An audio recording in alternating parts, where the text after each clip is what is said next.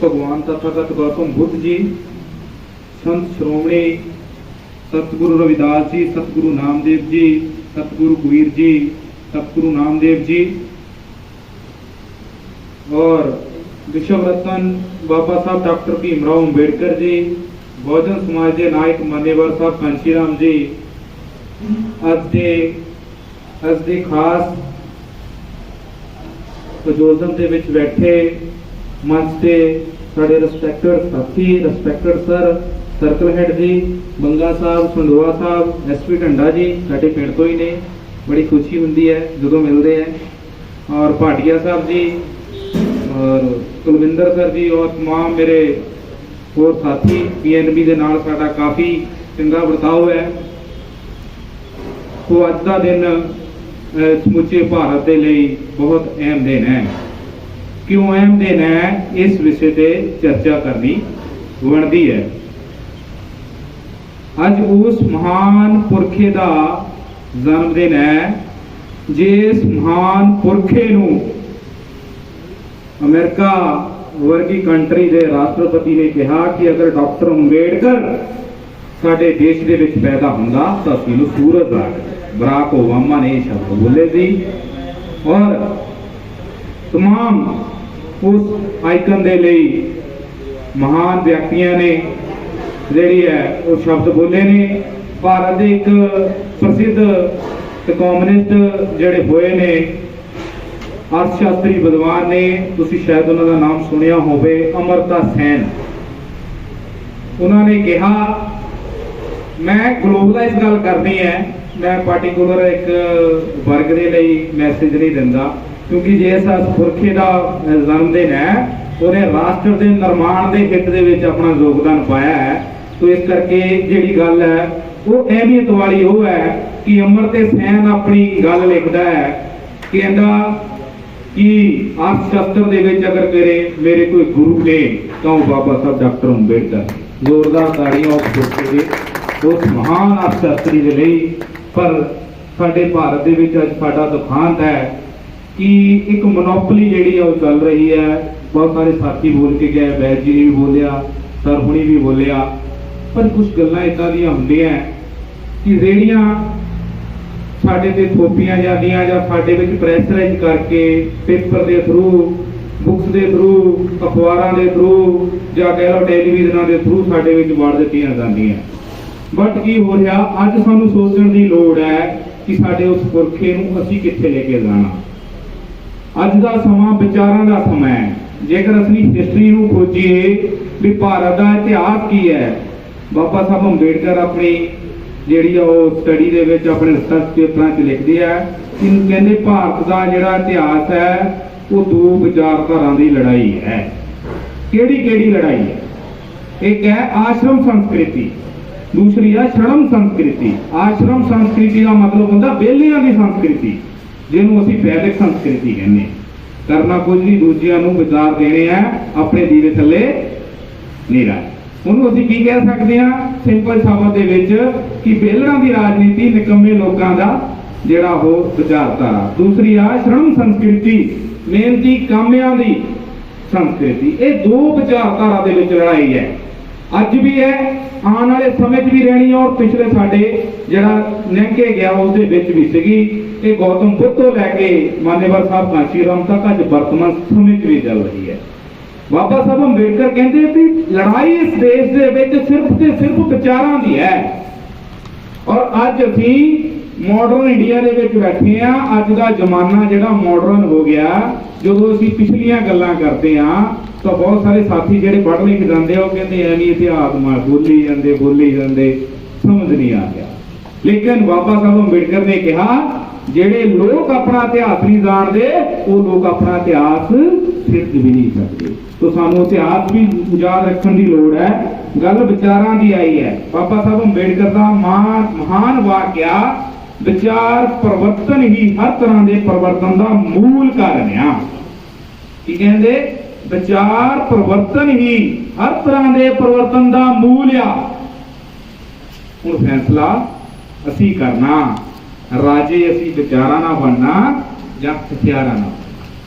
ਜਿਹੜੇ ਲੋਕ ਬਾਬਾ ਸਾਹਿਬ ਕਹਿੰਦੇ ਜਿਹੜੇ ਲੋਕ ਵਿਚਾਰਾਂ ਨਾਲ ਵਿਚਾਰਾਂ ਦੀ ਗੱਲ ਕਰਦੇ ਨੇ ਉਹ ਹਮੇਸ਼ਾ ਦੇ ਲਈ ਇਸ ਦੁਨੀਆ ਦੇ ਉੱਪਰ ਆਪਣਾ ਇਤਿਹਾਸ ਕਾਇਮ ਕਰ ਜਾਂਦੇ ਨੇ ਔਰ ਰਹਿੰਦੀ ਦੁਨੀਆ ਤੱਕ ਉਹਨਾਂ ਦਾ ਰਾਜ ਰਹਿੰਦਾ ਹੈ। ਜਿਹੜੇ ਲੋਕ ਹਥਿਆਰਾਂ ਨਾਲ ਰਾਜ ਕਰਦੇ ਨੇ ਉਹ ਕੁਝ ਦਿਨਾਂ ਦੇ ਲਈ, ਕੁਝ ਸਾਲਾਂ ਦੇ ਲਈ, ਕੁਝ ਸਦੀ ਦੇ ਲਈ ਹੁੰਦੇ ਨੇ, ਲੰਬੇ ਸਮੇਂ ਤੱਕ ਉਸ ਦੇਸ਼ ਦੇ ਵਿੱਚ ਰਾਜ ਭਾਗ ਨਹੀਂ ਕਰ ਸਕਦੇ। ਤੋਂ ਗੱਲ ਵਿਚਾਰਾਂ ਦੀ ਬਾਰ-ਬਾਰ ਮੰਚ ਤੋਂ ਇਹੀ ਗੱਲ ਆ ਰਹੀ ਹੈ, ਵਿਚਾਰ ਵਿਚਾਰ ਵਿਚਾਰ।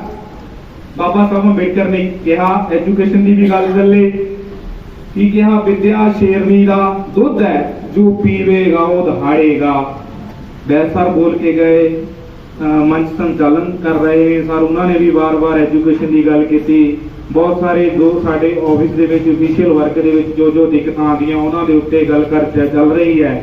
ਲੇਕਿਨ ਮੇਨ ਆ ਕੇ ਜਿੱਥੇ ਗੱਲ ਟੁੱਕਦੀ ਆ ਉਹ ਐਜੂਕੇਸ਼ਨ। ਹੁਣ ਬਾਬਾ ਸਾਹਿਬ ਅੰਬੇਡਕਰ ਕਹਿੰਦੇ ਐਜੂਕੇਸ਼ਨ ਲੈਣੀ ਕਿੱਦਾਂ ਦੀ ਹੈ, ਇਸ ਤੇ ਵੀ ਡਿਪੈਂਡ ਹੈ।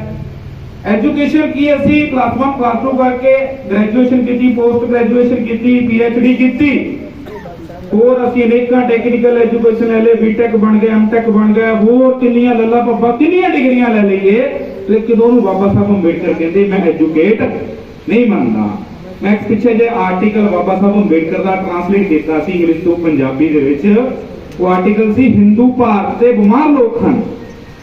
ਉਹ ਆਰਟੀਕਲ ਲਗਭਗ ਯੂਰਪ ਦੀਆਂ ਕੰਟਰੀਆਂ ਦੇ ਵਿੱਚ ਵੀ ਲੱਗਿਆ ਔਰ USA ਦੇ ਵਿੱਚ ਵੀ ਲੱਗਿਆ।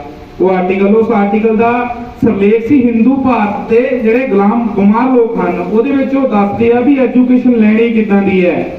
ਕਹਿੰਦੇ ਵੀ ਮੈਂ ਐਜੂਕੇਸ਼ਨ ਜਿਹੜੀ ਹੈ ਉਹ PhD ਚਾਹੇ ਕਰ ਲਓ, ਚਾਹੇ MTech ਕਰ ਲਓ, ਚਾਹੇ ਗ੍ਰੈਜੂਏਸ਼ਨ, ਪੋਸਟ ਗ੍ਰੈਜੂਏਸ਼ਨ ਜੋ ਮਰਜ਼ੀ ਕਰ ਲਓ, MD ਕਰ ਲਓ, ਪਰ ਮੈਂ ਉਹਨੂੰ ਐਜੂਕੇਸ਼ਨ ਨਹੀਂ ਮੰਨਦਾ ਜੇਕਰ ਤੁਸੀਂ ਆਪਣੇ ਸਮਾਜ ਦੇ ਵਿੱਚ ਸਮਾਜਿਕ ਕੁਰੀਤੀਆਂ ਨੂੰ ਦੂਰ ਨਹੀਂ ਕਰਦੇ, ਆਪਣੇ ਸਮਾਜ ਦੇ ਹੱਕਾਂ ਦੇ ਲਈ ਜਾਂ ਰਾਸ਼ਟਰ ਦੇ ਨਿਰਮਾਣ ਦੇ ਲਈ ਨਹੀਂ ਤੁਸੀਂ ਕਰਦੇ, ਤਾਂ ਮੈਂ ਉਹਨੂੰ ਐਜੂਕੇਟ ਨਹੀਂ ਮੰਨਦਾ। ਗੱਲ ਵਿਚਾਰਾਂ ਦੀ ਚੱਲ ਰਹੀ ਹੈ। ਵਿਚਾਰ ਜਿਹੜੇ ਹੈ, ਇੱਕ ਛੋਟੀ ਜਿਹੀ ਐਗਜ਼ਾਮਪਲ ਦਿੰਨਾ ਕਿ ਵਿਚਾਰਾਂ ਦਾ ਇੰਪਲੀਮੈਂਟ ਕਿੱਦਾਂ ਹੁੰਦਾ ਹੈ, ਵਿਚਾਰਾਂ ਦੀ ਵਰਤੋਂ ਤੇ ਦੁਰਵਰਤੋਂ ਕਿੱਦਾਂ ਹੁੰਦੀ ਹੈ। ਨਕਸਲਾਈਟ ਮੂਵਮੈਂਟ ਨੂੰ ਅਗਰ ਤੁਸੀਂ ਪੜ੍ਹੋ ਤਾਂ ਉਸ ਦੇ ਵਿੱਚ ਚਾਰੂ ਮਜੂਮਦਾਰ ਹੋਇਆ ਹੈ, ਚਾਰੂ ਮਜੂਮਦਾਰ ਉਹ ਨਕਸਲਾਈਟ ਮੂਵਮੈਂਟ ਦਾ ਆਗੂ ਸੀ। ਉਸ ਬੰਦੇ ਨੇ ਇੰਨੀ ਕੁ ਆਪਣੀ ਨਕਸਲਾਈਟ ਮੂਵਮੈਂਟ ਅੱਗੇ ਵਧਾ ਦਿੱਤੀ ਸੀ ਕਿ ਦੇਸ਼ ਦਾ ਜਿੰਨਾ ਪ੍ਰਜਾਤੰਤਰ ਹੈ, ਦੇਸ਼ ਦਾ ਜਿੰਨਾ ਪ੍ਰਸ਼ਾਸਨ ਹੈ, ਉਸ ਨੂੰ ਕਾਬੂ ਕਰਨ ਤੇ ਲੱਗਿਆ ਸੀ। ਮੈਂ ਗੱਲ ਵਿਚਾਰ ਦੀ ਲੱਗਾ ਦੱਸਣ, ਵਿਚਾਰਾਂ ਦੀ ਕੀ ਅਹਿਮੀਅਤ ਹੁੰਦੀ ਹੈ, ਵਿਚਾਰ ਕਿੱਦਾਂ ਤੁਹਾਨੂੰ ਲੋਕਾਂ ਨੂੰ ਤਿਆਰ ਕਰ ਦਿੰਦੇ ਆ। ਵਿਚਾਰ ਜਿਹੜੇ ਹੁੰਦੇ ਆ ਉਹ ਲੋਕਾਂ ਨੂੰ ਬਰੂਦ ਬਣਾ ਦਿੰਦੇ ਆ। ਵਿਚਾਰ ਦੋ ਤਰ੍ਹਾਂ ਦੇ ਹੁੰਦੇ ਆ, ਇੱਕ ਵਿਚਾਰ ਲੋਕਾਂ ਨੂੰ ਹਥਿਆਰ ਫੜਾਉਣ ਦੇ ਲਈ, ਇੱਕ ਬੁੱਧੀ ਦਾ ਇਸਤੇਮਾਲ ਕਰਕੇ ਲੋਕਾਂ ਨੂੰ ਸਹੀ ਦਿਸ਼ਾ ਤੇ ਪਾਉਣ ਦੇ ਲਈ। ਗੱਲ ਚਾਰੂ ਮਜੂਮਦਾਰ ਦੀ ਕਰ ਰਹੀ, ਨਕਸਲਾਈਟ ਮੂਵਮੈਂਟ ਦਾ ਆਗੂ। ਉਸ ਬੰਦੇ ਨੇ ਨਕਸਲਾਈਟ ਮੂਵਮੈਂਟ ਦੇ ਵਿੱਚ ਵਿਚਾਰ ਫੈਲਾ ਦਿੱਤੇ। ਜਦੋਂ ਪ੍ਰਸ਼ਾਸਨ ਦਾ ਸਾਰੇ ਪਾਸਿਓਂ ਸਿਰਾ ਨਹੀਂ ਮਿਲਿਆ, ਉਹ ਕਾਬੂ ਨਾ ਆਂਡਿਆ, ਨਕਸਲਾਈਟ ਮੂਵਮੈਂਟ ਨੂੰ ਕਾਬੂ ਕਰਨ ਦੇ ਲਈ ਪ੍ਰਸ਼ਾਸਨ ਦਾ ਪੂਰਾ ਜ਼ੋਰ ਲੱਗ ਗਿਆ।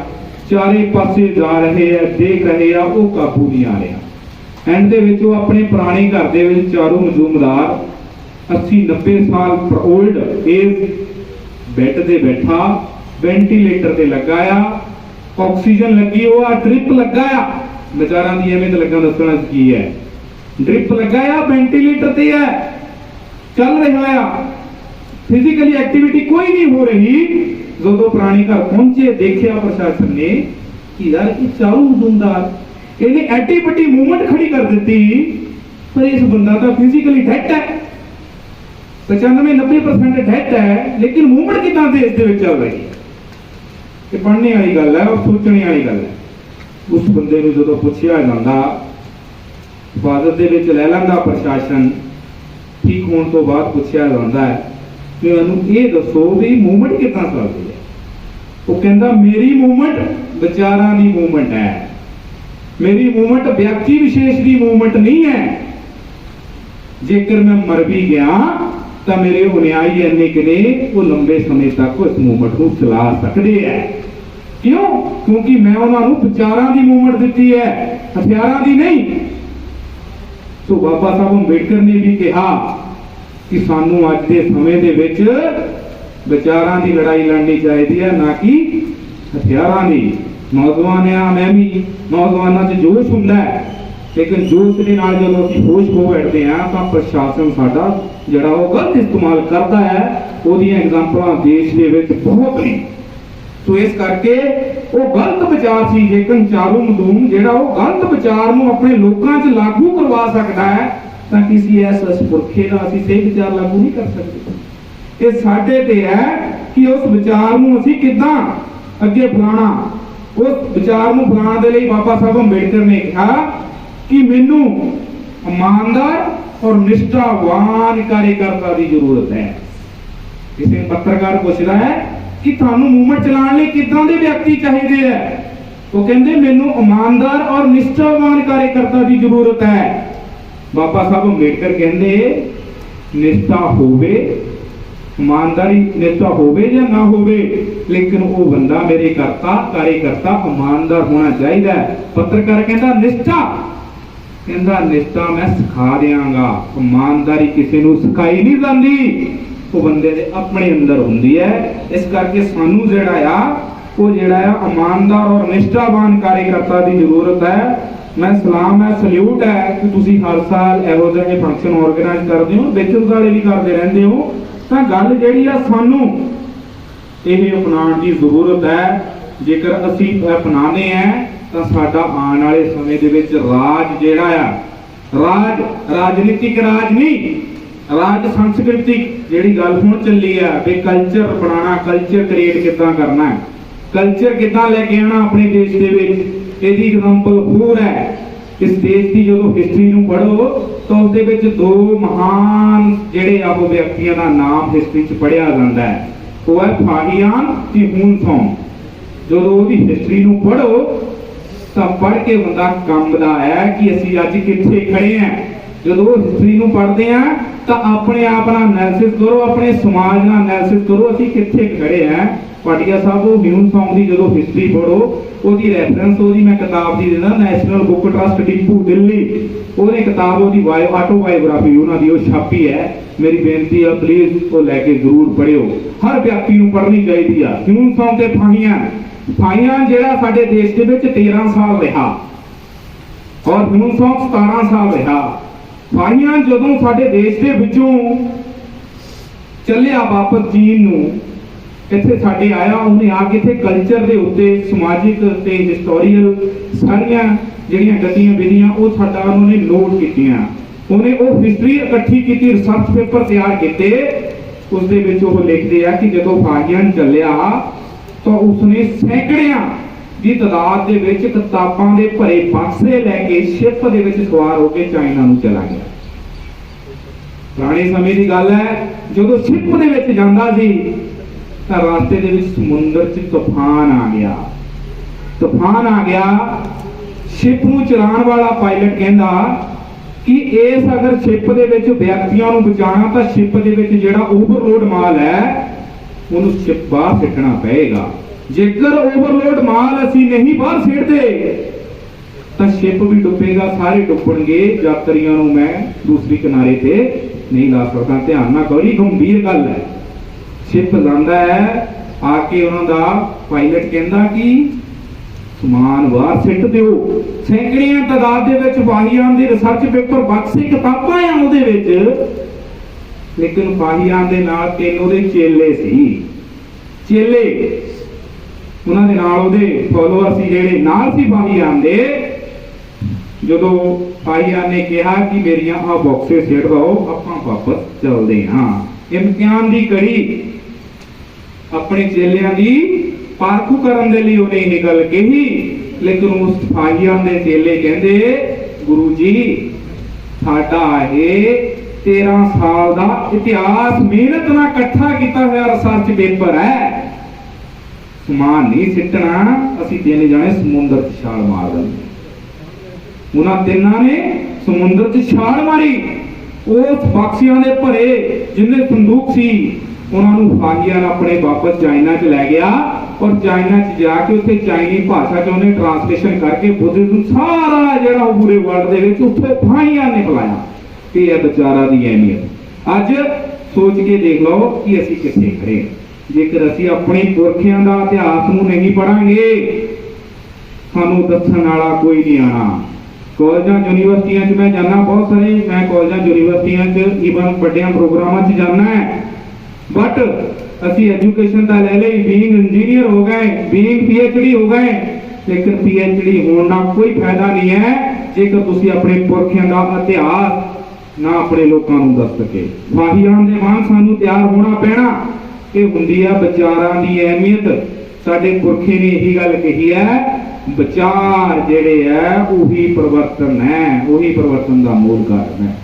हुण फैसला आपदे हत्थ दे विच है। 131वां जन्मदिन मना रहे हैं असी। टीवी दे विच, अखबारां दे विच, जिन्ना असी रेडियो चैनलों दे विच, होर असी यूट्यूब ते इह तां देखदे हां कि एक पंप ते लगा होया व्यक्ति है जिहड़ा करोड़ां दा, अरबां-पतियां दा मालिक, टाटा, बिरला, अंबानी, अडानी बन गए। असी ये तो सुनते हैं कि चाह बेचण वाला जिहड़ा इस देश का प्रधानमंत्री बन गया। असी ये तो सुनते हैं कि जिहड़ा लंगोट ला के रखण वाला और चादरे दे विच रहण वाला उहनूं असी बापू गांधी का बना दिता। लेकिन किसी ने ये नहीं दस्सिया क्लास के बाहर अपना टाट लिया के बैठण वाला इस देश का संविधान निर्माता बने। जोरदार ताड़ियां उस पुरखे के नां ते। सानू कभी नहीं दस्सिया गया टीवी टेलीविजन दे विच कि क्लास तो बाहर बैठण वाला व्यक्ति जिन्हों घड़े नूं पानी भी नहीं सी पीण दिता जांदा, जिन्हों बाकी स्टूडेंटां तो अलग बिठाया जाता सी, वो साडे देश का संविधान निर्माता बनिया। साडे देश की उन्हें आरबीआई बनाई जिहदी बदौलत पीएनबी बैंकां सारियां बैंकां इस देश दे विच चलदियां। साडे देश का भाखड़ा डैम जिन्ने बने 7-8 भाखड़ा डैम इन्हां दा राष्ट्र दा, इन्हां दा प्लानिंग किहदी है? बाबा साहब अंबेडकर दी है। लेकिन गल यह है कि सानू अज संचार माध्यम दे जिन्नियां अखबारां, टीवी, जिन्ने संचार दे माध्यम ने कदी नहीं सानू दस्सिया जाना। वो दस असी तुसी सकदे हां जिहड़ा पढ़ लिख गया उहनूं बेनती है कि वो रोज अपनी जिंदगी दे विच घंटा आधा घंटा कढ के समाज नूं दस्से। जेकर तुसी दस जांदे हो, शहरां कस्बियां पिंडां दे विच जाके दस दिंदे हो, सैमीनारां च जाके दसदे हो, तां समाज अपग्रेड होना जरूरी है और संभव है। ये हो नहीं सकता कि क्रांति ना होवे। पॉसिबल है, हो सकती किदां कि एक मुलाजम जिहड़ा आ ਉਹਦੇ ਕੋਲ 3 ਚੀਜ਼ਾਂ ਹੁੰਦੀਆਂ ਨੇ। ਕੀ ਹੈ? Triple T. ਉਹਦੇ ਕੋਲ टैलेंट है, ਉਹਦੇ ਕੋਲ सोच है, पढ़ लिख गया, बुद्धिमान हो गया, बैंक च जॉब करदा, स्कूल च जॉब करदा, ਵੱਖ-ਵੱਖ डिपार्टमेंटां च जॉब करदा, अलग-अलग प्रकार के हर बंदे ਉਹਨੂੰ मिलते हैं। एक लेबर क्लास आंदा बैंक दे विच, ਉਹਨੂੰ भी मैनेजर डील करदा, ऑफिसर डील करदा। एक बिजनेसमैन आंदा, ਉਹਨੂੰ भी ऑफिसर डील करदा है। हर तरह के व्यक्ति जो मिलते हैं, बोलने का, उठन का, बैठन का लहजा तरीका आंदा है। यह टैलेंट, सोच, ट्रेयर, सरमाया ਉਹਦੇ ਕੋਲ है। सवेरे उठदा मगरों है 4000 तो लैके 7000 तक 8000 तक सैलरी सराहने पई हुंदी है। टैलेंट है, ट्रेयर है। दूसरा टाइम है। तीसरा टाइम 9 बजे उठदा, बाबा साहब अंबेडकर दी दिते हुए संघर्ष की बदौलत नहांदा धोंदा, 8 बजे उठदा, नहा धो के स्नान करदा, लग्जरी गड्डी च रहिंदा, ऑफिस जांदा, जाके मूहरे आके ऑफिसर हैंडल करते हैं। एंड बाबा साहब अंबेडकर की बदौलत टाई कोट पिंड च लैंदा, बैठ के सारे ऑफिसर के काम करता है। ऑफिस काम करने तो बाद शाम को फिर अपने घर चले जाता है। ड्यूटी कितने घंटे की? 9 तो 4, 5 बजे तक, 3 बजे तक, 2 बजे तक। लेकिन एक पासे मजदूर है, लेबर क्लास है, जिसके कोल टाइम होता सवेरे 8 बजे तो लैके शाम के 8 बजे तक, 7 बजे तक कोई समा नहीं। मुलाजम बंदे के कोल 3 चीज़ां हैं, टाइम भी है, टैलेंट भी है, ट्रेयर भी है। हुण फैसला अपने ते है। इस देश के जिद्दां दे हालात हो रहे हैं, सानू लामबंद होने की जरूरत है। क्योंकि इस देश के विच जिहड़ा हुक्मरान है वो बहुत ही साडे प्रति शासन रच रहा। वो एक वर्ग के लिए नहीं, तुसीं जाके यूपी बिहार दे विच देखो, वो पंडित भाईचारे नाल भी सियासत उही रच रहा, वो जनरल नाल भी उही रच रहा, वो शेड्यूल कास्टां नाल ओबीसी नाल भी उही रच रहा। लेकिन बाबा साहब अंबेडकर ने एक शब्द बोलिया सी कि साडा मंदिर च जाण ना भला होण वाला नहीं। उन्हां दा एक प्रसिद्ध वाक्य आ, वो कहंदे मंदिर दे विच जाणना, अगर मंदिर में भगवान होता, शब्द उन्हां दा कितना महान है वो वाक्य। अगर मंदिर में भगवान होता तो मंदिर के बाहर भिखारियों को बैठने की नौबत नहीं आती। जे मंदिर च सचमुच भगवान हुंदा है तो मंदिर के बाहर फिर भिखारी क्यों बैठे है? सवाल है। हुण फैसला तुसी करना। यह है विचारां दी अहमियत। विचार इस देश के विच बहुत महत्वपूर्ण ने। साडे देश च क्रांति हो सकती तो विचारां दे नाल हो सकती है।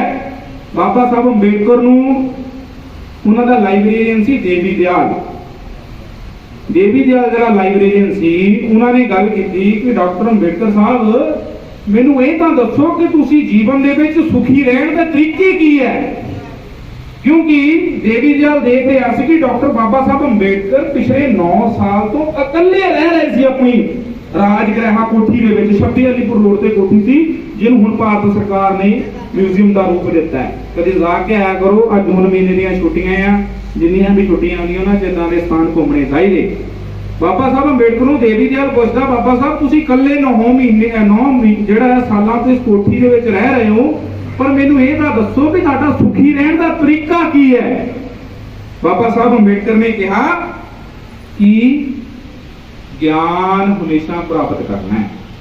कि कहंदे ज्ञान उपार्जन शब्द पहला दस्सिया, कहंदा मेरे ते सुखी होने दे तीन तरीके आ, 3 निज़म आ मेरे। कहंदा ज्ञान उपार्जन, कहंदा मैं हमेशा ज्ञान प्राप्त करदा। दूसरा कहंदे चरित्र निर्माण, कहंदे मेरा आचरण इन्ना साफ आ कि मेरे ते कोई इल्जाम नहीं ला सकता। वो कहंदे जेकर मेरे चरित्र दे विच आचरण च खोट हुंदी तां कांग्रेसी बेड़ीए मेरे को कबका खा जाते। ये मिस्टर नेहरू दे लिए शब्द वरत्या कांग्रेस एंड कंपनी लई। कहंदे अगर मेरे चरित्र च खोट हुंदी तां कांग्रेसी बेड़ीए मेरे को कबका खा जाते। ये मेरा कहंदे जीवन दा दूजा तरीका है। तीजा कहंदे समाज हित निष्ठा, मेरे च समाज प्रति समर्पित की भावना ये मेरे विच है। जेकर कहंदे किसी मनुख ने जिंदगी दे विच सौखे होना है तां 3 तरीके अपने जीवन च लागू करो। ज्ञान उपार्जन, ज्ञान हमेशा लेंदे रहो। सवेरे आने ऑफिस काम ते जाने आ, दिहाड़ी जाने आ, किते भी जाने आ, अपना बिजनेस करते आ, लेकिन शाम नूं सौण लग्गिया 15 मिनट जरूर पढ़ो। तो चाहे अपने बिजनेस के रिलेटेड पढ़ो, चाहे समाज के रिलेटेड पढ़ो जरूर। एक समाज का महान स्कॉलर होया, उसका नाम सी बर्कहेजेस। उन्हें किताब लिखी है पढ़े और अमीर बने। उस किताब दे विच वो लिखदा कि किताब पढ़न का तरीका की है। मैं तां दस रहा कि तुसीं करीम बैठी है, पढ़े लिखे साथी बैठे है। वो कहंदे पढ़न का तरीका की है? कहंदे रोज रात नूं सौण लग्गिया 15 मिनट पढ़ना है। 15 मिनट पढ़ोगे तो तुसी छोटी एक पॉकेट टाइप जिहड़ी किताब हुंदी है, आ पॉकेट टाइप किताब इहनूं कहंदे, छोटी जिही। इस किताब दे तुसी 7 पेज पढ़ोगे 15 मिनटां। महीने दे विच तुसी एक किताब 250 तो 300 पेज वाली बाबा साहब अंबेडकर बर्कहेजेस कहंदा ते तुसी पढ़ दोगे। और साल दे विच तुसी 12 किताबां पढ़दे हो तो बर्कहेजेस कहंदा तुसी जिद्दन तो किताब पढ़नी शुरू की तो 12 महीनों दी 12 किताबां पढ़ियां। एक साल तुसी पहला की सी, बाद की सी, तुसी अपने आप अपनी लाइफ दे एनालिसिस करियो भी असीं कित्थे खड़े आ। ये आ ज्ञान दा उपार्जन। जो असीं ज्ञान प्राप्त करते हैं, जेकर साडे कोल ज्ञान है तो फिर पैसा उहदे मूहरे कोई चीज नहीं है। पैसा आम असीं साडी खड़ी भाषा दे विच असीं देसी भाषा च बोलदे हां पैसा हत्थां दी मैल है। वो पैसा फिर अपने आप आंदा है। जो थाडे कोल ज्ञान आंदा है फिर पैसा पिछे पिछे घूमदा है। तो सानू लोड़ है वो ज्ञान प्राप्त करना। कहंदे मेरे सुखी रहण दे 3 निज़म है। ज्ञान उपार्जन, फिर मेरे विच ईमानदार और निष्ठावान समाज प्रति निष्ठा है। तीसरा जिहड़ा है मेरा चरित्र चंगा है। तो इस करके जिहड़ा आ वो सानू जिहड़ा आ इस विषय दे वल वधना पएगा कि जिहड़े लोग कहंदे ज्ञान वंडदे ने फिर वो लोग वो समाज हमेशा कामयाब हुंदा है। एक होर शब्द है विचारां दे उत्ते, क्योंकि अज दी जिहड़ा दिन है वो विचारां नूं डेडिकेट आ, समर्पित आ कि वो एडा वड्डा आइकन आइडियोलॉजी जिस महान पुरखे का भारत के विच नहीं पूरे वर्ल्ड के विच मनाया जा रहा है। कैनेडा गवर्नमेंट ने भी जिहड़ा वो ऐलान किया, पिछे होर भी कंट्रियां ने जिहड़ा काफ़ी इस विषय के उत्ते अज का दिन नूं जिहड़ा गूगल के उत्ते जिहड़ा ऐलान किया सी। तो साडा फर्ज बनता है, बाबा साहब अंबेडकर कहते अगर ज्ञान का प्रयोग ते उपयोग तुसी नहीं करते तो साडा ज्ञान दू कोटि का भी नहीं। अगर ज्ञान का प्रयोग ते उपयोग तुसी नहीं करते समाज के प्रति तो तुहाडा ज्ञान दो कोटि का भी नहीं। इस करके मेरी बेनती है कि वो जिहड़ा ज्ञान है तुसी उहनूं वंडदे रहो। वो विचारां दे नाल जिहड़ी आ वो तरक्की हुंदी है। तो पहला जिन्ने भी साथी सी उन्होंने गल कीती सी, एजुकेशन की गल हुई है, लंगर की गल हुई है। इथों मंच तो सारी लंगर की गल कीती सी। मैं गल करदा लंगर की। मधु लिमे एक राइटर होया, उस बंदे ने बाबा साहब के उत्ते काफ़ी कुछ लिखिया। मेरे हिसाब के नाल ओहदी एक किताब है मधु लिमे दी, अंबेडकर एक चिंतन, हिंदी दे विच किताब है, महाराष्ट्र का लिखारी सी, बड़ी वधिया किताब है। और मैं बेनती भी करदा सानू लगभग पढ़िया लिखिया नूं पढ़नी चाहिए। और वो किताब साडे हर बंदे के घर दे विच होनी चाहिए, जिहड़ा बीइंग गवर्नमेंट जॉब है, बीइंग जॉब करता है, जां बिजनेसमैन है, जां एजुकेटेड स्टूडेंट है, वो बंदे के घर होनी चाहिए। वो पुछदा आ, देखदा है कि बाबा साहब अंबेडकर के जिहड़े जन्मदिन के उत्ते सारे बंदे कोई किते लंगर, कोई चाह का, कोई ब्रेड पकौड़ियां का, कोई कुछ जिद्दां किसी का सरदा वो ला रहे है। वाटर टैंक मार जिथे बाबा साहब अंबेडकर के चौबदा तलाब से मोर्चा लग्या, उत्थे दा वो वाकई है। उत्थे जिहड़ा अनपढ़ गरीब मजलूम जिन्हां दी बाबा अंबेडकर के प्रति श्रद्धा पैरोकार है, वो उन्हां दे अनुयायी सी, जिहड़े वो भी जिहड़ा हो तरह तरह के लंगर ला रहे सी। दूसरे पासे A class officer, B class officer इकट्ठे होकर अपनी एसोसीएशनों के वालों लंगर ला रहे थे। तो मधु लिमे ने कहा, बाबा साहब अंबेडकर उस मधु लिमे की उस किताब के लिखते हैं कि कहते एजुकेट जिहड़ा बंदा हुंदा, पढ़िया लिखिया बंदा, वो जिहड़ा दूसरे लोगों की तरह काम नहीं करता है। जेकर एक लेबर क्लास बंदे लंगर ला रहे हैं तो सानू भी जिहड़े एजुकेटां नूं लंगर लाने की कोई जरूरत नहीं है। साडे देश दे विच अन्न की कोई कमी नहीं है। तुसी लंगर लाना तो विचारां दा तां ज्ञान दा लाओ। तुसी लंगर लाना इस देश दे विच भारती संविधान वंडन दा लंगर लाओ, इहदी चिंतन ते मंथन करन दा लंगर लाओ। यह भारती संविधान जिहड़ा बाबा साहब अंबेडकर ने लिखिया। जोरदार ताड़ियां उस महान पुरखे दे लई जिहड़ा संविधान इस देश दे विच जिथे ब्राह्मण भाईचारा सुखी है, जिथे उन्होंने हक दिते, इत्थे इस देश दे विच पछड़ा ते अति पछड़ा ते मनौती नूं भी हक दिते। ये मता भुल जाओ कि इस देश दे विच जिहड़ा वो एक वर्ग नूं हक दिते है। जेकर बाबा साहब अंबेडकर ने शेड्यूल कास्टां नूं जिहड़ा वो एजुकेशन दा और रिजर्वेशन दा राइट दिता, ते इस देश दे विच आर्टिकल 243 ते 243 जिहड़ा आर्टिकल है, इस दे विच 243 जिहड़ा आर्टिकल है, इस देश दे विच पछड़ियां दे लई शेड्यूल कास्टां नालों पहला रिजर्वेशन की मंग मंगी है। हुण ये साडे दे विच है कि असीं इस पुरखे की जिहड़ी गल है असीं इस देश दे विच लैके किन्नी क जाने आ। पंजाब दे विच शेड्यूल कास्टां की जिहड़ी कास्ट तो जे गिनती लाइए तो 36 जातियां पंजाब दे विच शेड्यूल कास्ट। जेकर ओबीसी की गल करिए, पछड़े जिहड़े वंचित लोग है, जिन्होंने जट नाई झूठ छिंबे और जिन्ने ओबीसी वर्ग के होर जिन्ने आंदे ने, ईवन प्रसाद है, होर जिन्नी साथी जातियां ने, वो सारियां पंजाब दे विच जिहड़ियां वो ओबीसी च आंदियां। लेकिन उन्होंने इस गल का पता ही नहीं है भी साडे लई जिहड़ी रिप्रजेंटेशन जिहड़ी मंडल कमीशन की रिपोर्ट के मुताबिक 27% है। और बाबा साहब अंबेडकर ने संविधान च लिख दिता, जेदी जिन्नी संख्या पारी ओदी उन्नी हिस्सेदारी। जे इस देश दे विच ओबीसी की गिनती 52% है तो उन्होंने 52% राखवा करना है। ये मत भुल जाओ कि एसटी लई है। हुण तां अपर कास्ट वीकर सैक्शन दे लई भी जिहड़ा वो रिजर्वेशन आ गई हैगी है। सो ये जिहड़ियां गल्लां ये मत एक वर्ग दे लई ना रखो, क्योंकि बाबा साहब अंबेडकर के हक हकूक सारियां दे लई सांझे है। जिथे इस देश दे विच ब्राह्मण नूं बिजनेस करन दा अधिकार है, उत्थे इस देश दे विच जिहड़ा अति पछड़ा वीकर सैक्शन दे विच ओबीसी एसटी आंदा है, उन्होंने भी बिजनेसमैन बनने का अधिकार है। वो गल अलग है कि मोनोपली उपर बैठी है, लेकिन जे असीं इस कॉन्स्टिट्यूशन को इंप्लीमेंट कराने दे विच कामयाब हो गए तो फिर जिहड़ा वो पलटा ऐ पलटना, वो ऐ होना ये आने वाला समा है पॉसीबल आ, ਇਹੋ ਜਿਹੀ ਕੋਈ ਚੀਜ਼ ਨਹੀਂ ਆ ਇੰਪੋਸੀਬਲ ਨਾਂ ਦਾ ਅੰਬੇਡਕਰ ਮੂਵਮੈਂਟ ਦੇ ਵਿੱਚ ਬਾਬਾ ਸਾਹਿਬ ਅੰਬੇਡਕਰ ਦੇ ਰਿਸਰਚ ਪੇਪਰਾਂ 'ਚ ਛਪਦੇ ਹੀ ਹੈ ਨਹੀਂ। ਉਹ ਕਹਿੰਦੇ ਇੰਪੋਸੀਬਲ ਹੋ ਹੀ ਨਹੀਂ ਸਕਦਾ, ਪੋਸੀਬਲ ਆ। ਸ਼ਰਤ ਇਹ ਹੈ ਕਿ ਸਾਡੇ ਵਿੱਚ ਸਮਰਪਿਤ ਦੀ ਭਾਵਨਾ, ਇਮਾਨਦਾਰ ਨਿਸ਼ਠਾਵਾਨ ਕਿੰਨੀ ਕਿਆ, ਆਪਣੇ ਸਮਾਜ ਦੇ ਪ੍ਰਤੀ ਕਿੰਨੀ ਕਿਆ। जेकर बैंक च है वो अपने समाज के प्रति कितना डेडिकेट है, जेकर टीचर है वो अपने समाज के प्रति कितना डेडिकेट है, जो डिफेंस च है तो अपने समाज के प्रति कितना डेडिकेट है, ये उस बंदे ते जेड़ा निर्भर करता है।